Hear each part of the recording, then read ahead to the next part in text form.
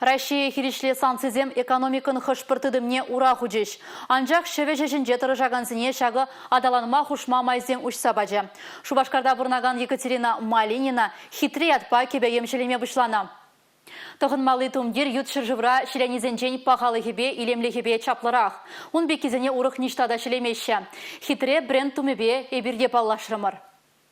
Шак пүлімре кебе земжелеші, кундақ шыне шуғышсем журалашы. Марина Никитина черетлі кебе шілеме қадырленет. Шеве өжі пірре бұқсан жеш шымылбек туйнат. Алла еппе жипті дитчен, шитчевішсе пірре ғасмалыне яланақ асрады дат шевеш.